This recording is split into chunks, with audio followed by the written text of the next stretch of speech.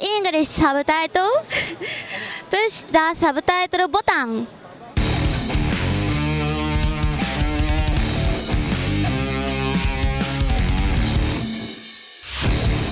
Hallo zu einer neuen Reptil-TV-Folge.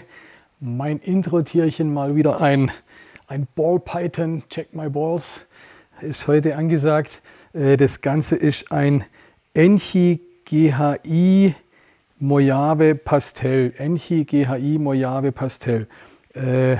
GHI Mojave macht ja dieses schöne Dunkle mit diesen auffallenden oder mit dieser auffallenden Rückenzeichnung obendrauf. Ne? Das kriege ich mit GHI und Mojave. Durch das, dass noch Enchi und Pastel mit drin ist, wird er dann nochmal wieder gleich ein bisschen heller, kriegt dieses Schokofarbene. Also finde ich eine richtig schöne, gelungene Kombo, wunderhübscher Königspython und deswegen heute mein Intro-Tierchen für euch. Die Folge heute geht wieder um neue Terraristik-Produkte, die ich euch vorstellen will. Da gibt es zwei wirklich interessante Sachen. Ich könnte mir vorstellen, der eine oder andere wartet schon lange auf sowas. Ich könnte mir aber auch vorstellen, der eine oder andere sagt, ach, braucht man doch eigentlich gar nicht. Das wollen wir rausfinden. Legen wir los.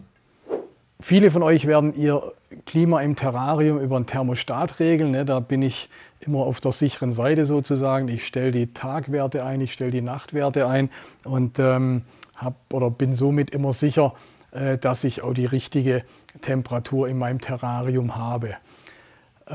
Jetzt haben wir aber vielleicht das Problem, wenn ich am Tag will ich heizen, da will ich es wärmer haben. Nachts muss ich das Terrarium runterkühlen, sei es durch einen Lüfter oder sei es durch ein Kühlelement. Wie mache ich das? Das geht ja bei den bisherigen Thermostaten nicht. Bei den Thermostaten, wo ich habe ich eine Quelle, da stecke ich mein Heizelement ein und sagt dann am Tag 30 Grad und nachts 25.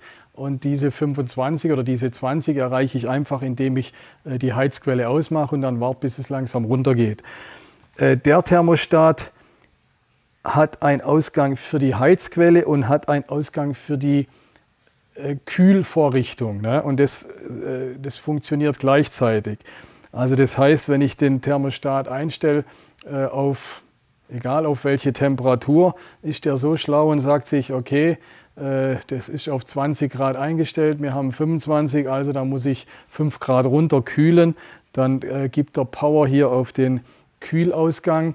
Oder wenn es, wie gesagt, 25 hat, ich will 30, dann gibt er Power auf den Heat-Ausgang.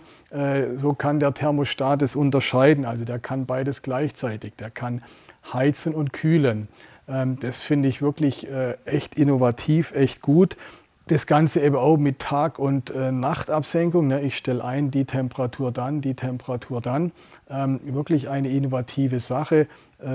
Gibt einige Echsenarten, ne? Chamäleons zum Beispiel, die irgendwo im Bergland leben, die brauchen es nachts sehr kühl, die muss ich nachts runterkühlen. Da hat man, würde ich fast mal sagen, seit Jahren auf sowas gewartet. Weiteres Beispiel zum Kühlen ist ja, wenn man eine Dachwohnung hat zum Beispiel und die heißen Sommertage, die paar wenigen, die wir hier in Deutschland haben, aber dann kann es natürlich auch gewaltig hochgehen und ruckzuck habe ich 30 Grad in meiner Dachwohnung oder gar noch mehr, dann ist sowas sicherlich auch angebracht oder gefragt. Oder wenn ihr wandert aus nach, was weiß ich, in irgendein tropisches Land, wo es jeden Tag 30 Grad hat, also schon als Umgebungstemperatur 30 Grad hat, dann ist sowas sicherlich auch von Vorteil. Bisschen kritisch sehe ich die Funktion Kühlen, wie ich die denn am besten bewerkstelligen kann. Oder ich sage mal, dieses Produkt fehlt vielleicht fast noch in der Terraristik, beziehungsweise Frage an euch, kennt ihr ein gutes Produkt, mit dem ich mein Terrarium runterkühlen kann. Ich kann ja nicht einen Kühlschrank um mein Terrarium drumherum bauen, oder beziehungsweise kann man schon, aber ein bisschen aufwendig. Also ich hatte es vorher angesprochen, zum Beispiel über einen Lüfter ist eine einfache Methode, aber mit dem Lüfter kann ich ja allenfalls dafür sorgen, dass die warme Luft schnell rausgeht. Aber wenn mein Raum 20 Grad hat, kann auch der Lüfter keine 15 Grad in meinem Terrarium machen, weil der Lüfter allein ja nicht kühlt. Also das sehe ich noch ein bisschen als Problem, beziehungsweise da ist noch mehr Innovation gefragt. Vielleicht habt ihr Ideen, postet es bitte unten drunter.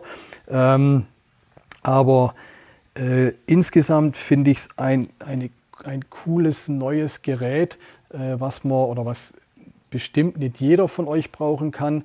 Ein Königspythonhalter, so wie ich, der in der Nacht auch bloß 26, 27 Grad braucht und am Tag 30, der muss nicht kühlen.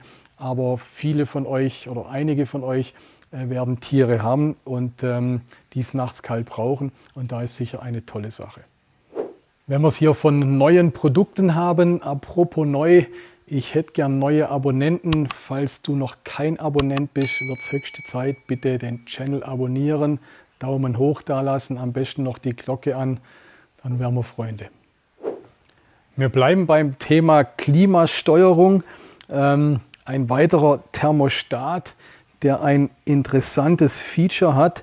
Also zum einen ist ein normaler Thermostat, hier wo Heat dran steht, da stecke ich meine Heizquelle ein, da kann ich die Temperatur, die gewünschte einstellen, so wie man das vom Thermostat her kennt. Das Innovative ist hier der zweite Ausgang, das ist der Timer. Ich kann hier an diesen Thermostat kann ich alle möglichen Dinge anschließen, die ich über einen Timer regeln will. Ich kann dem Timer sagen, also ich kann 24 Stunden sozusagen einstellen. Also zum Beispiel, ich kann sagen, lieber Timer, gehe jede Stunde an für 10 Sekunden und tue damit zum Beispiel meine Beregnungsanlage. Ne?